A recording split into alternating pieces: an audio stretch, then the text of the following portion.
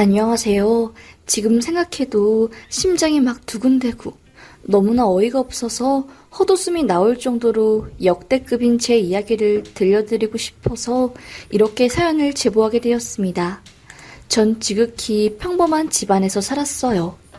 화목한 부모님 밑에서 남부러울 것 없이 정말로 행복하게 살았습니다. 그렇기에 온실 속 화초처럼 세상에 나쁜 사람이 있다는 것은 그냥 풍문인 줄 알았죠. 뉴스에서 나오는 이야기, 주변에서 들려오는 괴상한 말들 모두 내게는 일어나지 않을 것 같은 먼 발치의 일인 줄 알았어요. 그렇게 아무것도 모르는 세상 순수한 전 앞으로 행복한 나날들이 펼쳐질 줄 알았습니다. 운이 아주 좋게 한 학교의 교직원으로 들어가게 되었어요. 사실 그것도 경쟁률이 100대 1이 넘고 당연히 떨어질 줄 알았는데 기적처럼 붙은 거였죠. 취업을 하고 이제 어느 정도 삶도 안정되니까 연애를 하고 싶더라고요. 하지만 여러분들도 다 아시다시피 직장을 다니기 시작하면 사람들 만나는 게 굉장히 힘들잖아요. 저도 마찬가지였습니다. 사람 만날 구멍이 없으니까 더더욱 외로워지고 솔로인 기간이 5년이 넘어가니까 자괴감이 들 정도였어요. 내가 이렇게 매력이 없나? 하면서요. 사실 살면서 별 어려움 없이 큰 저에게는 이러한 상황이 큰 좌절감을 안겨줄 정도로 그런 일이 아니었습니다. 그러다가 직장에서 건강검진을 받고 그 결과를 보내달라고 하더라고요. 그래서 전 미루다가 제가 다니고 있는 학교의 같은 재단의 병원으로 검진을 받으러 갔습니다. 사람들 전부 바쁘고 하니까 굉장히 직원들이 불친절하더라고요. 뭔가 지은 죄도 없는데 사람들한테 쌀쌀하게 대응을 받으니까 괜히 제 처지가 더 서럽게 느껴졌습니다. 검진을 다 받고 결과에 대해서 의사상담이 있었어요. 안녕하세요. 특별하게 문제 있는 곳은 없고 혈액 검사에서 스트레스 수치가 높게 나왔네요. 아, 그래요? 요즘 스트레스 받는 일 있으신가요?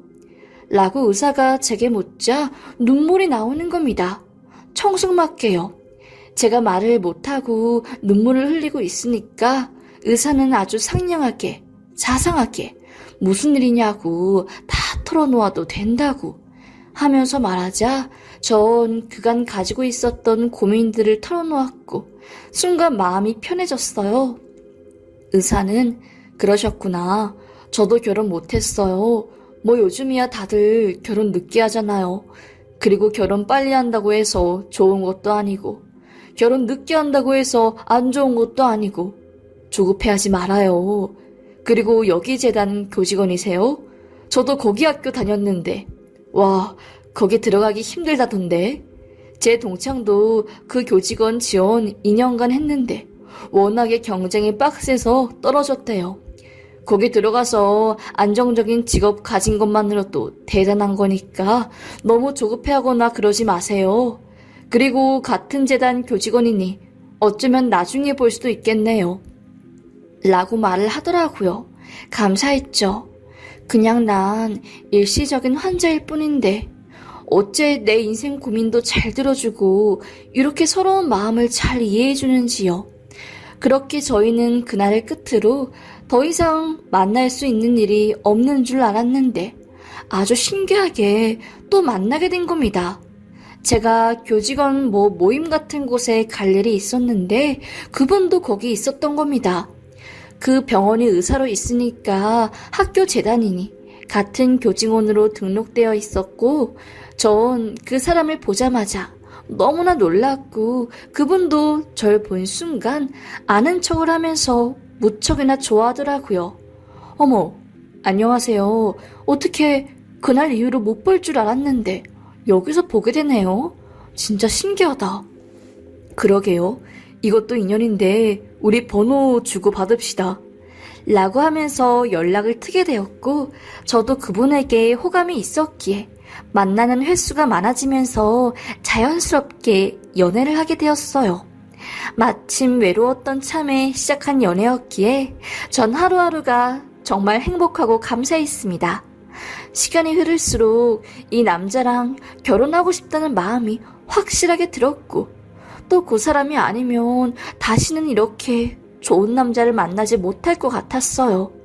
그래서 전 용기를 내서 그분께 고백을 하려고 준비를 다 하고 있었는데 그분이 저에게 청혼을 한 겁니다. 저랑 결혼하고 싶다고 하면서요. 청승맞게 그 이야기를 듣는데 눈물이 막 나오면서 너무 고맙다고, 먼저 말해줘서 정말 고맙다고, 나도 당신이랑 결혼하고 싶었는데 당신이 싫어하면 어떻게 할지 몰랐다고 하면서 말했고 그렇게 저희는 결혼을 준비했어요. 그런데 결혼 준비 과정에서 제가 모르는 사실을 알게 된 겁니다. 남편이 불우한 가정사였죠. 남편은 어릴 때부터 한부모 가정에서 자랐다고 하더라고요. 엄마의 밑에서 자랐는데 그 엄마, 그러니까 저에겐 시어머니죠. 시모가 남편을 데리고 술집에 가서 돈을 벌고 남자들을 집에 데려오면서 그런 식으로 애 정신에 굉장히 안 좋은 일을 많이 끼친 거였죠. 버티다 못해 남편은 그 어린 나이에 가출을 감행했고 그때 밖에서 자다가 사람들에게 얻어맞은 상처가 이마에 크게 난 거였습니다. 그러면서 저에게 자기는 이런 안 좋은 가정사가 있어서 정말로 좋은 가정을 꾸려서 우리 아이들이 행복한 삶을 살 수 있게 해주고 싶다고 라고 하며 말하더라고요. 그 이야기를 들으니까 눈물이 찡하고 왜 이제야 말해준 거야? 난 당신이 먼저 말해줬으면 정말 함께 아파하고 위로해줄 수 있었어. 라고 하자 남편은 당신이 너무 행복하고 평화로운 가정에서 살아서 이런 나의 불행하고 어두운 과거를 공감하지 못할 줄 알았어. 그래서 그냥 평생 꽁꽁 숨겼는데 결혼을 하려고 하니까 도저히 숨겨서는 해결될 일이 아닌 것 같아. 나의 과거를 다 알아도 여전히 나를 사랑해? 내가 부모한테 버림받은 놈. 아니, 내가 부모를 버린 놈이고 어릴 때 이렇게 불행한 환경에서 살았는데도? 라고 하면서 애처로운 강아지 눈빛을 하며 저에게 말하더라고요. 난 당신 그 자체만을 보고 좋아한 거야. 사실 내가 평범한 가정에서 살아서 당신의 그 상처 온전히 공감하지는 못하지만 그래도 당신이 힘든 상황 속에서 삶을 포기하지 않고 열심히 산 것은 알겠어. 그러니까 우리 이제 과거는 잊고 새 출발하면서 행복하게 살자.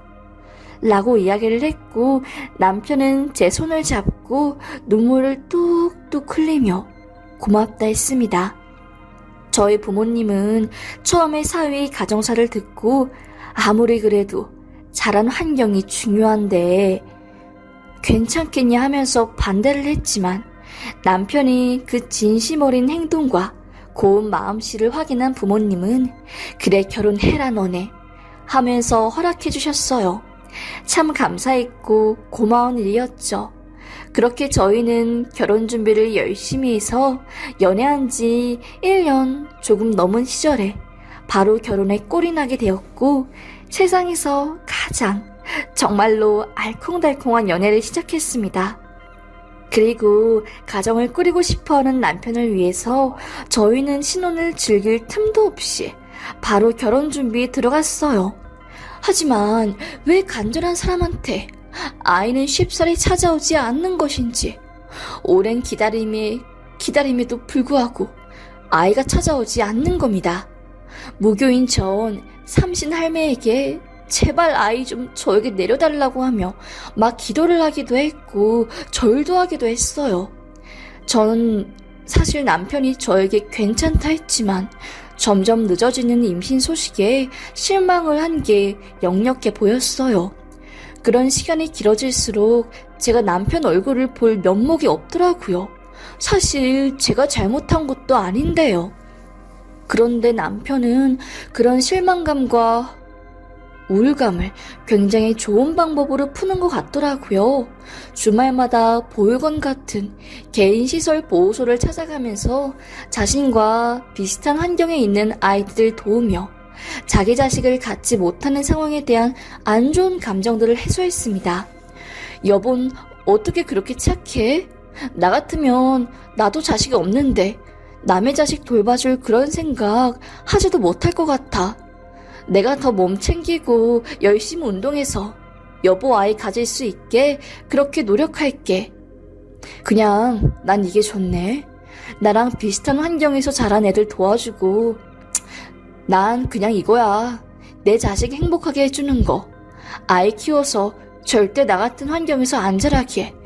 내가 그동안 인생 살면서 깨달은 게 있으니까 그걸 전부 다 알려주고 싶어.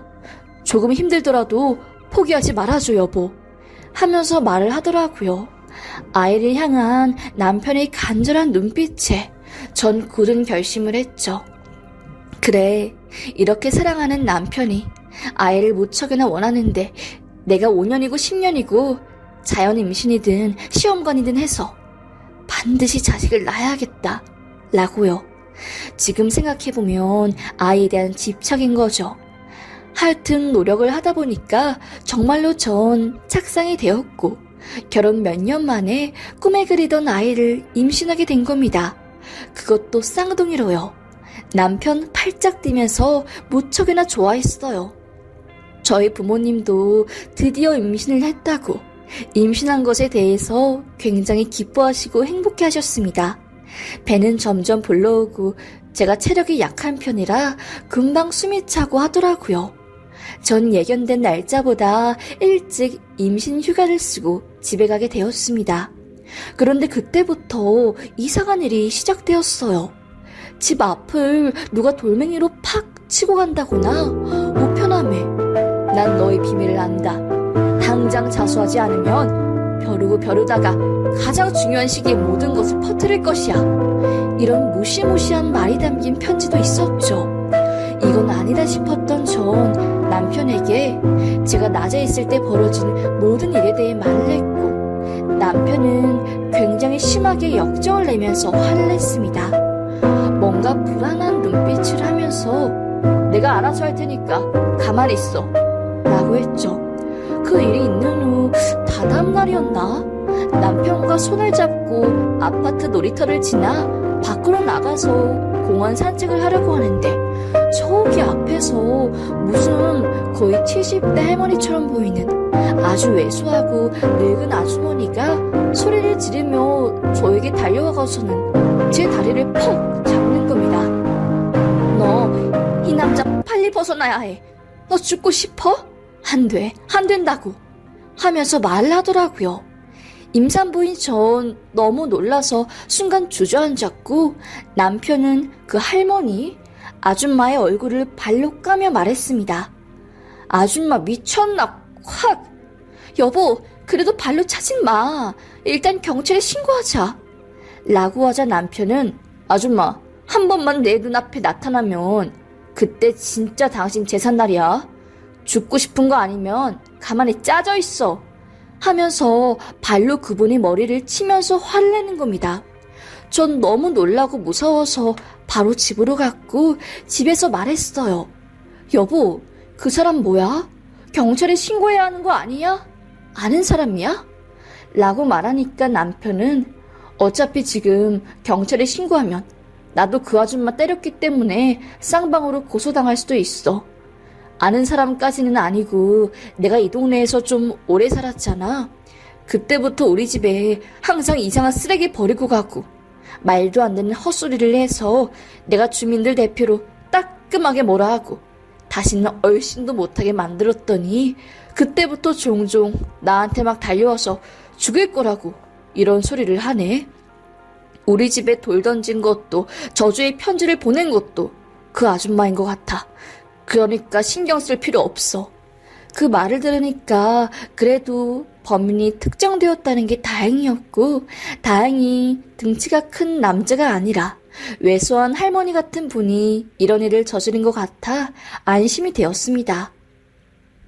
후에 전 출산 날짜가 와서 바로 예약해둔 산부인과로 가서 미리 준비를 하고 있었고, 자궁문이 열리면서 엄청난 진통과 함께 아이를 출산하게 되었어요. 정말 힘들었지만 내 품으로 그 아이들을 안으니까 세상에 이렇게 행복한 일이 또 없더라고요. 몇 주간의 산후조리 끝에 집으로 돌아왔습니다. 그러다가 제가 출산 시에 출혈량이 워낙 많았고 몸이 급격하게 안 좋아지는 바람에 아이를 들기만 해도 막 몸이 너무 시렵고 미치겠더라고요. 병원에 가보니까 지금 무리하면 나중에 평생 몸이 망가질 수 있다고 2주 정도는 절대 안정을 취하고 병원에 입원을 하라고 하더라고요. 남편은 그 말을 듣고 오열했고 결국 남편이 2주간의 육아 휴가를 내고 집에서 제 아이들을 돌보고 전 2주 동안 병원에 입원을 했습니다. 친정 엄마가 와서 절 챙겨주기는 했지만 엄마와 아빠도 둘 다 사업을 하시느라 그리 자주 오지는 않았어요. 그래도 육아와 현실에서 벗어나 병원에서 절대적 안정을 취하니까 몸이 좋아지긴 하더라고요. 퇴원을 3일 정도 앞두고 있었을 때 갑자기 병실 문이 열리면서 그때 아파트 앞에서 제 다리를 잡고 소리치며 빨리 남편 곁을 떠나라고 외친 그 마귀 할멈이 들어오는 겁니다. 여러분, 그거 아시나요? 사람이 정말 너무너무 놀라면 말도 안 나와서 온몸이 굳어버려요. 순간 정신을 겨우 차린 전 왜 여기를 어떻게 알고 오신 거예요? 라고 말하자 그 아줌마 갑자기 제 앞에서 무릎을 꿇으며 말하는 겁니다. 한별양 맞지? 나 미친 사람 아닐세. 네 남편 엄마라고? 빨리 네 자식들 데리고 도망가. 네 남편, 내 아들이 모르는 곳으로 허이헐리 멀리 가라고 하면서 말을 하며 제 손에 통장 같은 것과 돈 뭉치를 쥐어주는 겁니다. 한눈에 봐도 보통 금액이 아니었어요. 소리가 났습니다. 이게 뭐냐고, 내가 왜 남편을 버려야 하냐고, 당신의 엄마의 증거가 있냐고. 내 남편 엄마는 어릴 때부터 술집 다니면서 남편 학대하고 바람 피다가 집 나갔다고 말하니까 그 아줌마 그거 다 거짓말이라고 하면서 가족관계 증명서를 보여주는 겁니다. 옛날에 뽑은 거였고 그 호적에 남편이 주민번호, 이름이 떡하니 있었죠. 순간 이게 거짓말이 아니라는 생각이 든 전 무슨 일이냐고 물었고 그제야 모든 것을 말해주는 겁니다. 알고 보니 남편이 엄마한테 학대받은 게 아니라 고등학생일 때부터 남편은 술집에서 소위 포주 노릇 같은 거를 하면서 여자를 알선했고 그렇게 해서 돈을 그 당시에 300 정도 벌면서 집 안에 술집 여자를 데려와 자기도 하고 그랬대요. 시어머니라는 분은 시장에서 일을 하면서 아들 뒷바라지를 하는데 아들은 뒷구녕에서 그딴 짓을 하니까 그럴 거면 집 나가라고 호통을 치고 그때부터 사이가 멀어졌다고 합니다. 그러다가 거의 머리가 천재에 가까운 남편은 포주고 뭐고 일단 최고가 된 다음 사람을 부려먹어야겠다고 생각을 해서 1년도 안 되는 기간 동안 공부를 해 의대를 간 거였죠. 동네에서 정이 다 죽었다고 하면서 혀를 끌끌 찼대요. 남편이 어릴 때부터 아버지한테 학대당하고 어려운 가정에서 커서 돈에 대한 집착이 심하고 또 행복한 가정에 대한 혐오가 엄청났다고 합니다. 그래서 대학을 들어가자마자 자기 동기들, 행복하고 부유한 가정에서 사는 애들을 꼬셔서 임신시키고 아이를 낳으면 모른 체하고 도망가온 거다. 그 아이를 무진장 때리거나 해서 거의 죽게 만들고 그걸 즐겼답니다. 뒤늦게 그 상황을 안 남편의 엄마는 사건을 뒷수습하느라 크나큰 애를 썼고 시장에서 번 돈을 다 일을 처리하는 데 쓴 거죠. 그리고 남편이 이런 일이 한두 번이 아니었대요. 심지어는 당연히 아이들이 좋아서 간 봉사센터도 사실은 아이들을 도우러 가는 게 아니라 거기 있던 애들을 더 불행하게 만들려고 자기는 의사니까 치료라는 명목으로 애들 몸에 멍을 수십 개 내고 그랬답니다. 그래서 전에는 경찰 신고가 들어와서 남편을 조사했는데 본인이 의사고 주변 동료들도 의사니까 이건 멍 때문에 생긴 상처가 아니라고 하면서 증언을 하게 했고 결국 법꾸라지처럼 모든 혐의를 벗어난 거죠. 그러다가 이제 결정적인 일이 터진 겁니다. 남편 알고 보니 저와 결혼하기 전 레지던트 시절에 같은 동료 여자 의사와 동거를 했는데 그 여자가 임신을 하고 출산을 했답니다. 당연히 그 여자 출산하고 혼인신고하는 줄 알았는데 결혼에 관심이 없고 그저 행복하고 잘난 사람의 인생을 파괴하고 자기처럼 불우한 가정 환경에서 사는 애들이 더더욱 많아져서 그걸 즐기는 성향을 가진 남편은 혼인신고를 안 하고 그 여자애, 그러니까 자기 애를 몰래 두들겨 패서 질식사를 시킨 거였습니다. 뒤늦게 상황을 파악한 그 여자, 오열하고 어떻게 된 거냐고 물었지만 남편은 그저 모르쇠 온몸에 멍 흔적이 잔뜩 있어서 분명히 이거는 부모가 어떻게 한 것이 분명한데도 의사의 신분으로 교묘하게 또 학대 진단을 빠져나가서 그랬던 거죠. 심지어 그 여자가 의사인데도요. 그러다가 그 여자가 참을 수 없어 모든 증거를 모아서 제 남편을 고소하려고 할 때 갑자기 그 여자 의문사를 했다고 하는 겁니다. 이상함을 느낀 남편의 엄마는 상황에 대해 자세히 알아보기 시작했고 그동안 자신의 아들이 이런 식으로 어린 아이들을 죽이거나 심한 해를 입힌 일이 10건이 넘었고 의사라는 지위를 이용해서 위험에 빠진 아이를 더더욱 위험에 빠뜨리는 것을 알게 된 거죠. 그러다가 이대로는 안 되겠다 싶어서 아들에게 제발 그런 식으로 살지 말라고 너 살인자가 되어서 감옥에 가고 싶은 거냐고 호통을 쳤는데 제 남편 눈도 끔찍 안 하고 자기 인생 신경 쓰지 말라고 하면서 그렇게 어머님께 말한 거고 연을 끊은 거죠. 전화번호도 바꾸고 모든 것을 잠적했을 때 어머님, 시어머님이 어떻게 제 남편의 주소를 알아서 그래서 저희 집 앞에 돌멩이도 던지고 가고 빨리 탈출하라고 편지를 쓰며 시그널을 보낸 거였어요.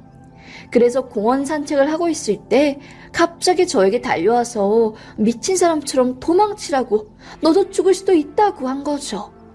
전 순간 온몸이 전기에 감염된 듯이 떨리기 시작했고 이건 아니라고 생각했습니다.